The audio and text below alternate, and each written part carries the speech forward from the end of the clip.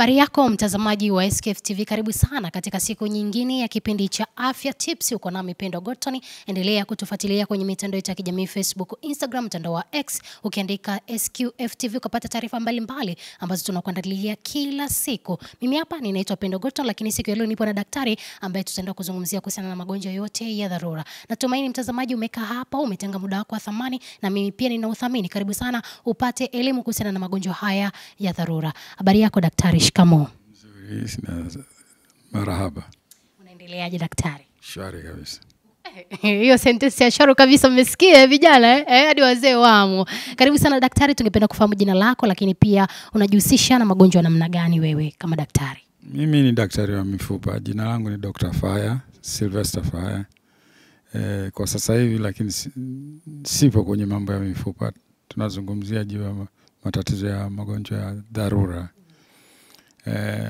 Mimi ni mwenyekiti wa bodi ya chama cha EMSA au taasisi ya EMSA. EMSA ni Emergency Medical Services Academy ambayo iko Dar es Salaam. Kazi yetu kubwa sisi ni kufundisha watu namna kuhangaika na matatizo ya magonjwa ya dharura. Ndio daktari, lakini pia mtazamaji ambaye anatutazama sasa hivi, watu wengi sana hawafahamu kuhusiana na magonjwa haya ya dharura yapoje. Magonjwa ya dharura ni ya namna gani? Labda tubadili kidogo. Tukisema magonjwa inamaanisha kwamba ni kitu ambacho kinaondoa vitu vingine ambavyo vinaangukia kwenye hichi kikundi cha dharura. Ukianguka kutoka mtini sasa hivi ni tatizo la dharura. Ukipata ugonjwa wa mlipuko kama kolera ni ugonjwa wa dharura. Ukipata mshtuko wa moyo ni dharura.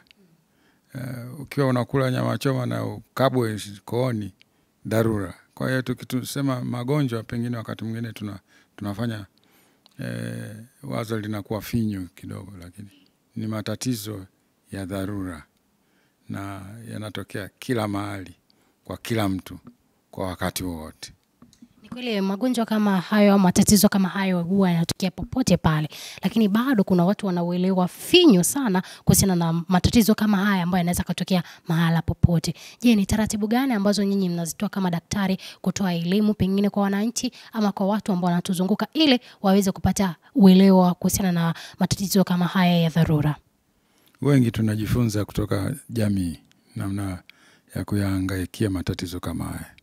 Kwa hiyo unaweza kukuta kuna madaktari wa kienyeji, madaktari wa nyumbani, kuna wazazi wanaweza kukusaidia, kuna walimu wanaweza kukusaidia kwa kutokana na uelewa wao na elimu walionayo juu ya matatizo haya.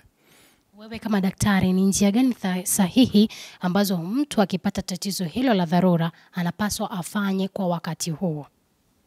Kwanza lazima apate elimu kidogo. Si rahisi kumhangaikia mtu mwenye tatizo la dharura. Na mara nyingi tunaona watu wanafanya vitu ambavyo ni makosa. Makosa kabisa. Mtu kadondoka kazirai, unakuta mtu anatafuta nguo ya kumpungia hewa ili sijui ndio amke au namna gani. Hiyo nao ni ukosefu wa elimu bora. Au mtu anaungua na moto, watu wanaanza kutafuta namna ya kumpaka dawa. Nalo ni kosa la aina fulani. Kwa hiyo kwanza lazima tujifunze nini cha kufanya.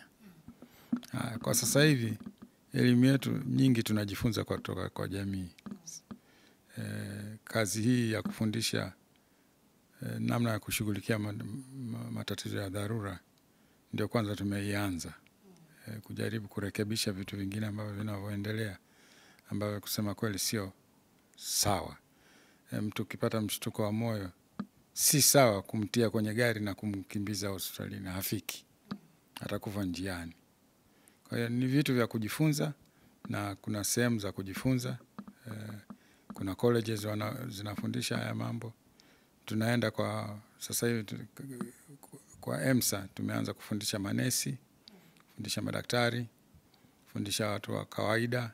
Kuna kozi za watu ambao si watu wa medical hata kidogo. Kwa hiyo watu wapate nafasi ya kujifunza. sio ati kwamba kila mtu ni daktari, lakini kutakuwa na watu ambao wachache ambao wamepata elimu ya kusaidia mgonjwa mwenye tatizo la mahututi. Ni kweli, lakini tunaona bado watu wanakuwa na ule ugumu wa kuja kushiriki kwenye matamasha au makongamano ama sehemu ambazo zinatoa elimu kuhusiana na matatizo haya ambayo yanatokea mara nyingi sana katika jamii. Wewe ni kitu gani ambacho unawaambia pengine wananchi pengine wakisikia tangazo kama ya kutoa elimu, mafunzo kwa ajili ya kuhudhuria kwenye masuala yote ya dharura, wafanyaje ili waweze kusaidia na wengine kufika na kujifunza? Wengine pia wanaogopa lugha, au wengine pia wanaogopa wakiofia kwamba mimi sikusoma science na kwa nini niende kwenda kusoma. Hapo unawaelezea vipi wananchi ambao wanakutazama majira haya, daktari? Vitu vingi vya dharura havihitaji elimu kubwa ya udaktari au unesi, na huhitaji vitu ambavyo vya hali ya juu sana, yani huhitaji vifaa vya hali ya juu kuweza kumsaidia mtu ambaye ana tatizo la dharura.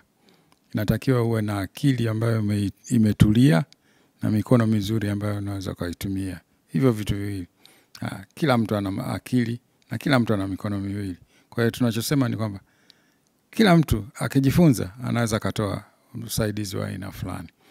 Na tunafundisha watu wa kawaida, manesi, madaktari, na hata watu wale ambao hawahusiani kabisa na fani ya udaktari ya kutoa huduma. Ni kitu gani labda unatoa wito kwa jamii na kutazama sasa hivi? Wito wako ni upi kwao ambao wanakuangalia sasa hivi?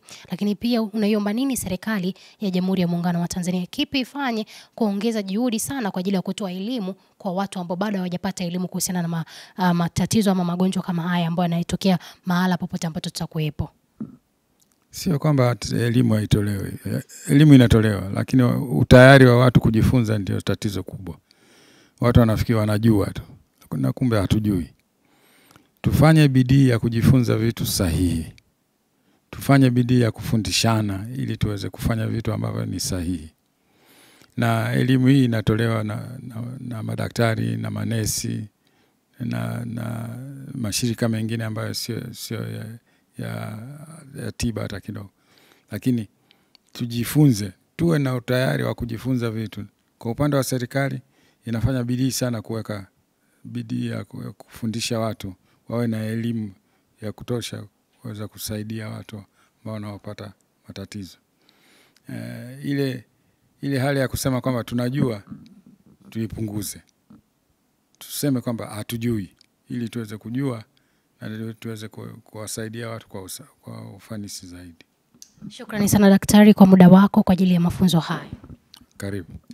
Na mtazamaji, sentensi ambao unatakiwa kuizingatia kwamba usiseme unajua, bali jaribu kusema kwamba ufahamu ili upate kujifunza. Nikushukuru sana kutenga muda wako wa thamani sana kutazama kipindi hichi cha Afya Tips, ambapo tulikuwa tunazungumzia masuala yote ya magonjwa ya dharura ama matatizo ya dharura ambayo hutokea kila mara. Nilikuwa na Daktari Faya ambaye tumezungumzia matatizo hayo, lakini pia amezidi kusisitiza wananchi kuwa na utayari wa kuja kushiriki katika mafunzo mbalimbali ambayo yanatolewa kila mara ili kuweza kuwasaidia na wengine ambao hawajaweza kufika. Kwa niaba ya wale wote walioshiriki kuandaa matangazo haya, jina langu ni Pendo Gorton, nikutakie wakati mwema.